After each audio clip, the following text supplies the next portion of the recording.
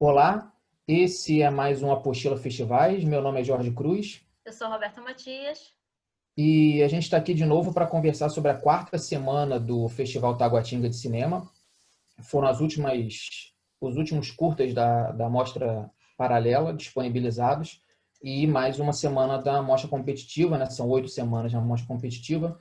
Mas antes, a gente queria informar para vocês que já está lá na apostila de cinema nossas análises sobre alguns filmes da mostra popular, né? A gente está fazendo um recorte regional dentro das regiões e dos estados que têm menos produções. A gente está tentando tratar de todas, né? A gente vai chegar a algum momento que a gente não vai conseguir ter pernas para falar sobre todas as produções. Então, tem lá, a gente não vai entrar nesse assunto hoje, a gente já imagina que na semana que vem, por só ter a mostra competitiva, a gente tenha mais um tempo para poder falar de alguns destaques, mas já tem lá todos os filmes da região norte, que contempla todos os estados, menos o Acre, é o único que não tem representante lá, e todos os curtas de Santa Catarina. A gente pegou duas pontas aí, e conforme durante essa semana agora a gente deve fazer mais um ou dois estados, e aí até o final do festival a gente tentar pelo menos trazer umas 10 obras de cada estado, os que estiverem muitas, né? Então a gente vai sempre atualizar vocês aqui. Quem sabe a gente, a partir da semana que vem, ganhe um espaço para poder tratar dessas obras. Dito isso, no sábado foi disponibilizado os filmes da mostra competitiva, os três curtas, filmes que falam muito sobre corporalidade. A Roberta fez a análise dela lá na página e a gente vai começar com eles. Roberta, Cartas para Ana, depois, da Carla Caroline, Uma Força Extraordinária, da Amandine Gosbalt e Trindade, do Rodrigo Meirelles. Como é que foi a sessão? Como é que foi assistir esses três curtas? São curtas bem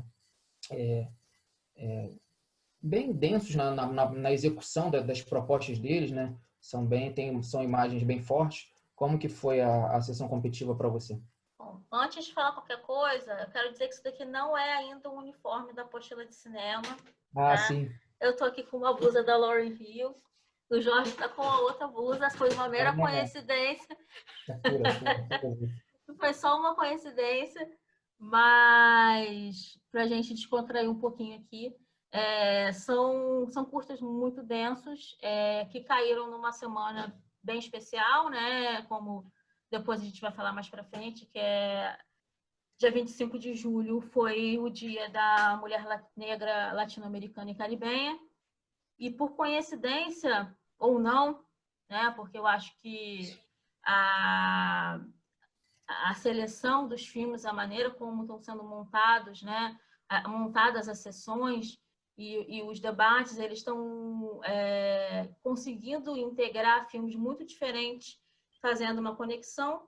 Mas, bom, são filmes, eu geralmente falo separado dos filmes, eu acho que agora eu vou tentar entrelaçar, porque são filmes que pegam partes de vidas de mulheres negras em diferentes idades, né? No primeiro filme, Cartas para Ana, em diferentes posições sociais também, e isso é interessante que seja feito justamente nessa semana, né? Ou seja, na semana passada. Então, Cartas para Ana, que é da Bahia, é uma coisa que a gente também vai perceber nessa sessão, que tem filme da Bahia, tem filme de Pernambuco e tem filme de Minas Gerais. Então, eles estão sempre tentando contemplar o Brasil, várias regiões do Brasil, né? Então, Cartas para Ana, ele é um filme de uma jovem que estuda cinema e ela está um pouco perdida, né? Nesse início de carreira ou de vida, né? Nesse início de vida adulta que ela está começando a ter, ela saiu da casa da mãe, está morando sozinha. Então, tem vários questionamentos e questionamentos para a gente mesmo, né? Porque o tempo todo a gente fica se perguntando quem será que é a Ana. E no final a gente vê que, na verdade, ela está escrevendo uma carta para várias mulheres, né? A Ana, ela pode ser qualquer mulher. Então, de alguma maneira, aborda essa questão da sororidade, né? De você tentar se colocar no lugar de outra mulher com outras problemáticas e tentar ser afetuosa com essa outra mulher. É um filme experimental, de certo modo, né? Apesar de ter uma narrativa linear, ele conta uma história, mas ele se propõe a ser experimental em algumas cenas. E lá na crítica, eu não vou repetir o que eu falei na crítica porque não faz muito sentido, mas para vocês terem ideia, eu dividi a crítica meio que através de orixás femininas e da ideia da Pachamama, né, que seria a Mãe Terra, porque os 3 filmes, de alguma maneira, eles falam sobre, direto ou indiretamente, mas sobre prover da natureza uma força feminina. Então, a gente vai para o segundo filme, por exemplo, Uma Força Extraordinária, ele já é um filme que efetivamente fala sobre a gravidez de uma mulher negra e sobre o processo, tanto o processo da última fase, né, da gravidez, quando ela está ansiosa para conhecer a criança, pelo parto e tudo. É uma mulher que opta por um parto mais do que humanizado, é um parto mesmo em casa, com a mãe, com o marido, né? É uma coisa muito assim afetiva e no sentido de coletividade familiar, né? Ela opta por esse tipo de parto.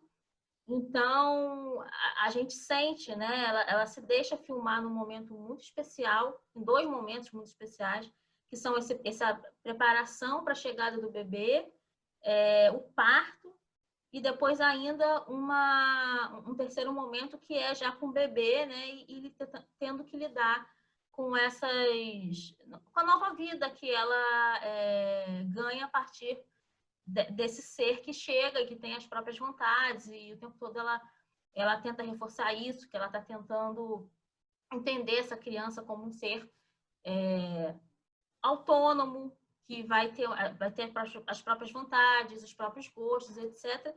E nesse processo também ela cita uma série de amigas que a ajudaram, para além da mãe, né, que está ali presente no parto e que fica umas semanas com ela. Ela cita essas amigas que ajudaram. Então, assim, são 3 filmes que falam de uma sororidade de maneiras diferentes, né? O terceiro filme ele é muito forte porque ele conta a história da Maria Trindade, que é uma senhora, acredito que umbandista. Ela não fica muito claro efetivamente, apesar dela acender as velas e dela cantar os pontos durante o filme, não tem nenhuma cena dela frequentando um terreiro, mas ela tem uma conexão com as folhas, com as plantas, com as ervas e com os cânticos, né? Em algum momento até parece que ela está meio que incorporando uma entidade. Então, assim, tem essa questão religiosa também. Mas é uma mulher que teve uma vida muito difícil, que passou por muitos julgamentos. E até no texto eu falo que eu acho que por isso ela meio que se julga também o tempo todo, né? Ela se coloca nessa posição inquisitiva contra ela mesma, né? Ela se coloca contra a parede. E você vê que ela vai revelando, ela vai meio que em blocos, né? Isso. Onde ela vai colocando as questões dela, né? A perda da mãe, a vida de boemia, depois o alcoolismo, ela vai tentando segmentar para Eu acho que mostrar que... é quase uma justificativa dela, mas que ela Sim. não precisaria, mas que eu entendo que, por ser julgada, ela é uma mulher negra, ela é uma mulher pobre, ela é uma mulher com uma vida difícil. Então, eu entendo que ela se coloque nesse lugar, porque ela já foi colocada muitas vezes nesse lugar, né? Então, assim, mas ao mesmo tempo que ela fala, ela conta a história, ela não se coloca num lugar de piedade, sabe? Assim, ó, tenha pena da minha história. Ela conta essa história de uma maneira muito consciente, e ela não fica numa coisa de autopenitência, sabe? É isso, a minha vida foi assim, eu passei por essas questões, fui abusada sexualmente, né? Acabei entrando para prostituição, uma coisa Tem uma que hora que hoje... ela fala que ela é mãe de 9, hoje só tem 2. Isso, ela perde os filhos, ela engravida muitas vezes e perde os filhos, até porque ela é alcoolista, então, quer dizer, tem essa coisa também do álcool durante a vida dela toda, né? É uma cadeia que se repete, mas é um filme que eu acho que fecha bem essa trilogia da competitiva, justamente por isso, porque ele começa com uma jovem, né? Ele vai para uma mulher de classe média, né? Porque a Jéssica é uma mulher que vive num apartamento bacana, né? Ela é casada com um cara que parece também, eles têm um carro, tem uma casa grande, ela tem uma estrutura, né? A opção dela do parto humanizado no sentido mais global mesmo é porque ela quis, né? Então, assim, e aí eles fecham com uma senhora muito sofrida mesmo. Então, eu acho que você tem uma certa riqueza de mulheres negras que contempla a importância da data e do mês, sabe? Eu acho que foi muito importante que eles fizessem essa escolha por apresentar mulheres que estão em idades, em locais e em espaços sociais diferentes mesmo, né? Para não cair sempre naquela mesma narrativa. E até a Trindade, que poderia ter essa narrativa de sofrimento, ela fala da vida dela, mas ela não se coloca nesse lugar de sofredora, não. É isso, a minha vida foi assim e eu sigo caminhando. Então, assim, eu acho que foi uma escolha muito acertada para a semana. Sim. Uma força extraordinária ainda tem a questão, né, da violência obstetrícia, mas aí a montagem deixa para colocar esse recado no final, né? Ficar com o poder das imagens, sem esse contexto didático, deixa para o fim, né? Que é um Mas eu assunto acho também importante, porque a gente sabe também, que... através de pesquisa, que as mulheres negras são as que mais sofrem com essa violência, né? Sim, sim, Então, porque tem-se a teoria, né, de ter uma resistência maior, então tem protocolos médicos, né? Uma vez eu assisti uma entrevista com uma doula e ela falou que o que motivou ela foi justamente, né,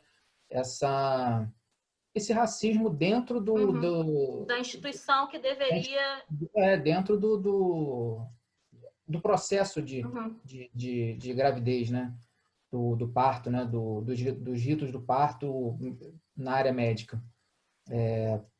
Então, fica com relação a isso, né? A gente vai gravar uma apostila revisa em que a gente vai falar sobre filmes da Netflix. Esse, com certeza, a gente não vai falar, porque a gente tem uma outra lista, mas tem na Netflix aquela série de filmes sobre o renascimento do parto, que fala justamente sobre essa questão do parto humanizado. São 3 filmes, eles estão disponíveis lá. Então, pode ser um complemento em relação à violência obstetrícia para quem se interessar mais sobre o assunto, né? Mas foi bem pesado, assim, né? Foi uma sessão bem... com imagens muito fortes, depoimentos muito fortes, né? Todos em primeira pessoa. E a Mostra Paralela, ela tenta fazer um recorte também temporal, mas aí já vai pelo caminho da política educacional, né, da educação no Brasil. Os 2 primeiros curtas, não que o primeiro se passa no passado, mas o primeiro fala de uma situação, de um processo que começa lá atrás, né? O segundo, ele vem com a nossa realidade hoje em dia, e o terceiro imagina um futuro talvez não muito distante e não muito impossível, uma distopia bem real, né? Como a gente está acostumado a ver agora no audiovisual. O primeiro é o Linhas Tortas, é da Flora Suzuki e da Grazi Labrasca. Ele é do Paraná. Ele é um curta, ele também vai pelo caminho experimental, né? Ele tem menos de 10 minutos e ele mostra assim, ruínas do que seria uma construção antiga, né? Uma escola, e depoimentos de professores falando como que a profissão deles foi perdendo valor com o tempo, né? Como é ter o Estado como seu patrão, né? Os professores da rede pública, e como antigamente você era bem visto numa cidade pequena, né? o profissional que vai ali prover educação e como isso está se perdendo com a ideia de que os professores, uma ideia ruim, né? Uma ideia negativa sobre os professores como um todo, né? Então, essa abertura de sessão e dá início a esse processo, né? Lembrando de como a destruição da educação tem uma origem pretérita. E aí, quando chega no segundo curta, né, o Escola Sem Sentido, do Thiago Foresti, já mostra... ele é bem direto, né? Ele tem uma narrativa também linear, ele é bem direto com relação à situação da educação, e ele traz um elemento interessante, que é uma narradora alemã, teoricamente vindo do passado da Alemanha nazista, contando como as semelhanças entre o processo que a gente está vivendo hoje e a ascensão do fascismo ali em meados do século, na primeira metade ali do século XX. E é interessante porque assim, o público da classe média brasileira tem esse hábito de gostar de ver filmes, né, legendados, filmes que tem esse outro idioma, então também tem essa intenção de ter tipo uma chancela internacional ali, mas é um filme, assim, ele é absurdamente perturbador porque ele é muito real, as relações ali do professor, né? É um professor de história que tem toda aquela metodologia para adolescente, né, de ser um pouco mais performático, cantar música e tudo. Então e aí ele vai falar da Revolução Russa, ele vai falar da América Latina no século XX, então ele tem que falar de Karl Marx, ele tem que falar de Che Guevara, e aí uma das alunas filma incentivado, né, pela política conservadora do Brasil hoje, né, que incentiva a filmar os professores, denunciar se eles falarem de comunismo e tudo. Então, e aí isso vai ganhando uma proporção ali naquele ambiente, né, leva para a direção da escola e tudo, e vai chegando num auge em que nada mais parece absurdo, né? É um paralelo com a ascensão do fascismo e nada no Escola Sem Sentido parece fugir da realidade. Isso é o que mais perturba esse filme. Eu queria fazer só um adendo aí à sua reflexão, Sim. porque o primeiro filme ele fala da degradação do ensino público, né? O segundo filme fala da degradação do ensino particular. Sim, porque Então aí quer tem a dizer... questão dos pais levarem a demanda para a direção da escola e serem vistos como os patrões, né? Porque estão pagando, então a educação teria que se moldar ao que os pais querem que o filho aprenda, né? Educação, isso não é uma frase nova que eu vou falar, que a educação virou uma mercadoria, né? Virou mesmo. Eu já tive do lado de lá e do lado de cá, né? Em termos de... Sou professor e sou estudante, então já tive nos dois ambientes também. Então, assim, é muito difícil, de qualquer maneira e em qualquer nível a qual você for ensinar. Nunca tive experiência como professora de escola, mas o que eu escuto dos meus amigos, dos meus colegas, né, historiadores, cientistas sociais, né, no caso atuando como sociólogos, né, e filósofos, são histórias muito duras, justamente se eles estão trabalhando para o Estado. Essa questão da hora, né, do valor hora, e da quantidade de trabalho que... Porque assim, as pessoas não entendem o seguinte: se são 40 horas semanais, você dentro de sala de aula, tem toda a parte de pesquisa, correção de prova, elaboração de prova, estudo, porque a pessoa tem que estudar, a pessoa não para de estudar, né? As coisas mudam, então o cara tem que se renovar, ele tem que entender o que está acontecendo no mundo. E quando é para uma escola particular, tem essa questão que nos últimos anos a gente vem enfrentando de uma censura, né? Como se existisse em algum momento uma neutralidade que é impossível, que o segundo filme justamente mostra isso. Olha, a neutralidade não existe, você vai estar de um lado ou do outro, menos enfático ou mais enfático, né? Você pode escolher não enfatizar tanto a posição política, mas ela existe, porque você é uma pessoa, então você não tem como se despir da sua vida, da sua trajetória em sala de aula, né? Então, quer dizer, sendo para um lado ou para o outro, existe. Só que o que está acontecendo quando a gente diz de escola sem partido é que a gente está eliminando uma das possibilidades dessa apresentação de si ou dessa escolha e deixando a outra existir, né? Então, é muito complicado, porque é só um desabafo mesmo, na verdade, porque então a gente Porque fica...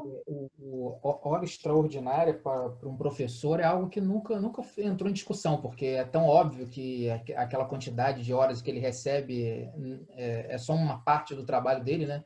Que isso nunca entrou em discussão. E realmente a escola sem sentido vem com falar da escola particular e a gente está vivendo um processo já encaminhando para o seu fim, que é o que ainda segura essa suposta abordagem de alguns temas na escola particular é o vestibular, inclusive, né? Porque quer dizer, a gente não consegue ter uma censura prévia de determinados assuntos, principalmente quando a gente está falando de história, de literatura, porque ainda existe um programa e isso é uma fase final do processo, quer dizer, privatizar o que dá para privatizar do ensino público e esvaziar o conteúdo programático do vestibular das instituições que ficarem.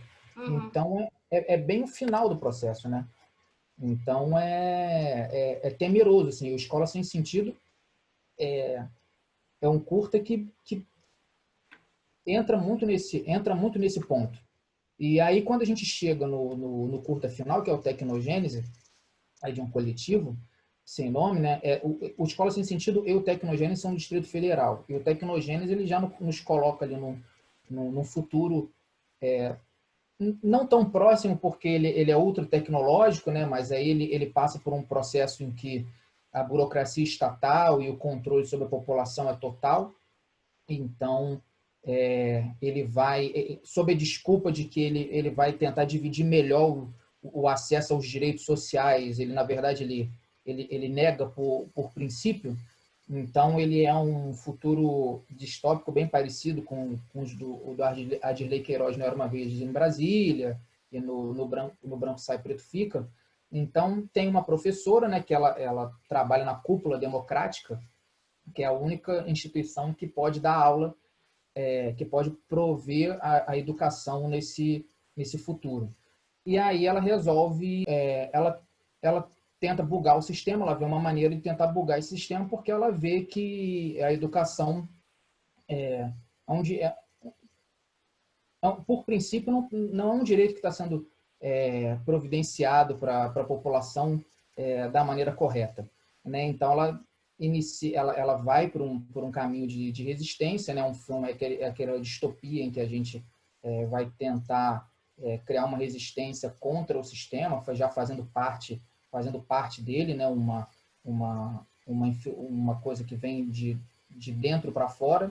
Então seria um capítulo final. Ele tem esse elemento ultra tecnológico, mas ele abarca esse futuro não muito distante que a Escola Sem Sentido vai trazendo para a gente, né? O Escola Sem Sentido traz a referência do passado e o Tecnogênese alerta por um futuro que, tirando o verniz tecnológico ali, a gente não está muito longe de atingir, né, Roberto? Eu acho que até sem tirar eu não sei se eu já falei da série aqui, mas você sabe que eu sou apaixonada por Years and Years e me lembrou bastante, né, a atuação dela direta de tentar entrar no sistema para burlar o sistema, me lembrou muito a série, mas eu acho que a gente já está meio que... Acho não, tenho certeza absoluta que nós já estamos controlados pelas milhares de aparatos que a gente tem externos ao nosso corpo, né? O celular, o laptop, o celular mesmo com o Wi-Fi desligado, com o Wi-Fi, desculpa, não, o localizador desligado, ele te diz por onde você passou, quanto tempo você ficou nos lugares. Agora eles estão assim, lembre 3 anos atrás o que você estava fazendo. Então ele te dá o percurso inteiro. Então assim, a gente já está sendo monitorado de alguma maneira. Só falta agora introjetarem isso no organismo, né? Botarem um chip, botarem alguma coisa sob a alegação de que será melhor para a nossa saúde ou que será melhor para o coletivo como um todo. E não está muito longe disso, não, porque a gente escuta as pessoas falando. Primeiro, que eu acho que a gente já tem uma falsa liberdade, né? A gente vive dentro. Acho que é muito perigoso esse discurso, mas eu acredito que a gente vive dentro de uma falsa liberdade mesmo. A gente tem algumas escolhas, porém, nem todas são bem vistas, e você estando, tanto que aí voltando para os outros filmes, você estando dentro de um sistema, por exemplo, sendo professor de uma escola, você sabe que você pode falar ainda sobre determinados assuntos, mas se for uma escola particular, você pode perder o seu emprego. Então, quer dizer, você fica numa situação meio amarrado, né? E o Tecnogênese, eu acho que é assim, a exacerbação do que a gente já vive, né? O limite do limite. E, sinceramente, eu não acho que a gente está tão longe disso, não, Jorge. Se Assim... for pensar na limitação de acesso, né? A limitação de acesso é um processo para você controlar melhor, né? Hoje em dia, a gente tem uma saúde universal, a gente tem um acesso à educação universal, mas aí a partir do momento em que você diminui esse tamanho, a gente tem teto de gastos, a gente tem várias maneiras de tornar esse acesso cada vez mais difícil para poder controlar melhor o sistema. Então, e você vê assim que se fosse para ser universal mesmo, o sistema não consegue atender. Claro, A não tem gente teve o como. exemplo do auxílio emergencial, que assim, metade da população pediu e já se passaram quase 6 meses e tem pedido que eles ainda não conseguiram analisar, porque eles não têm perna para conseguir dar acesso universal a todo mundo. Então, o acesso já é limitado, né? E quanto mais eles vão conseguindo limitar, então é bem provável mesmo que o sistema ele se aprimore de tal forma em que esse controle total seja possível mesmo. Uhum. Inclusive, o imposto de renda já é assim, né? Já é um sistema, um dos mais eficientes do mundo, porque o Estado aprimorou. Então, eu acho que essa pensando, refletindo depois do que você falou, realmente não é tão ultra tecnológico assim, né? A gente Não, tem uma tem coisa que eu acho absurdo, Jorge, que é você vai comprar um chocolate na rua e te pedem teu CPF, sabe? é, não, e a gente terceirizou a nossa memória, né? Você estava falando sobre esse esse controle das redes principais, né? Eu pesquisando sobre um filme outro dia, né? O Google avisa quando você pesquisa que a última vez que você visitou aquela página. Então, ele me avisou de uma página que eu visitei há 3, 4 anos que me lembrou que eu já tinha assistido aquele curta-metragem há uns 3, 4 anos. E aí, quer dizer, algo que a minha memória temporária apagou, mas tá na conforme rede. isso, não, e conforme a gente vai passando a se acostumar com isso, a gente realmente não concentra mais nenhuma informação. Então a gente deixa a gente terceirizou a nossa memória para o nosso celular, para nossas Uhum. redes. Então, e eles vão fazendo o que eles bem entendem com isso, né? Então, dois temas muito diferentes, a competitiva e a paralela, né? A paralela chegou ao fim, foram 12 curtas, né? Depois a gente faz quando estiver mais perto do fim do festival, a gente pode até fazer uma revisão sobre todos eles, né? Quando estiver mais perto de sair o vencedor. Mas a mostra competitiva continua, tem mais 4 sessões, a gente está na metade do caminho. Então, Roberto, você tem alguma consideração final? A gente Eu só acho que são dois temas muito diferentes, mas ao mesmo tempo muito contemporâneos, né? E que eu acho que de alguma maneira se complementam, porque no final das contas, quem é que fica fora do sistema, né? Então, eu acho que eles dialogam dessa maneira. E é isso. Assim, Vejam enquanto der para ver.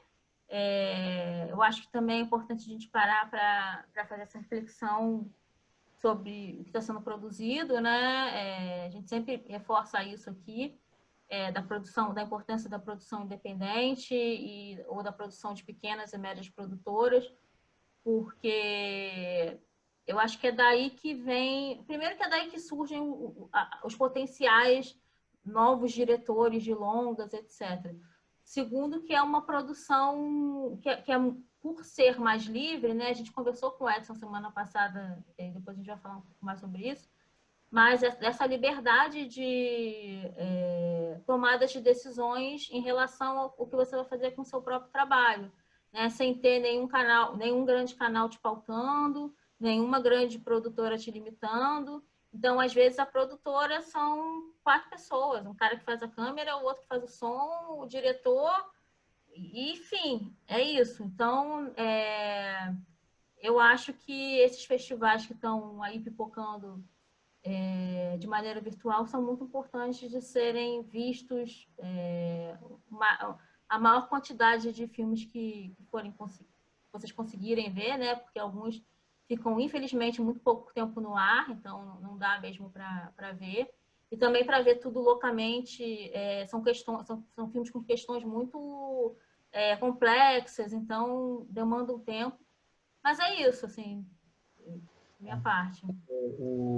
Não, e também acompanhar, né, quem estiver assistindo em outra oportunidade, às vezes não vai estar disponível, porque vai ficar só uma semana, mas tem outros festivais e muitos desses filmes Repetem. já estão sendo selecionados para outros nos próximos meses, porque são filmes que estão dialogando diretamente com o nosso momento, então é provável que eles fiquem disponíveis em outro festival, perto do momento que você estiver ouvindo o programa ou assistindo. Então, e realmente são curtas muito densos, não dá para você pegar, eu vou assistir 5, 6 curtas de 15, 20 minutos, porque eu vou fazer uma sessão aqui de 2, 3 horas, porque são realmente muito pesados, provocam muitas sensações, né? Faz a gente pensar muito, então é bom assistir, inclusive nessa modalidade que o próprio festival está fazendo. Uhum. 3, assistir a competitiva, às vezes em outro momento do dia ou em outro dia assistir a paralela. Então, lembrando que eles fazem um debate depois com os realizadores, que fica também disponível até o final do festival, com certeza vai ficar. Então, vale a pena.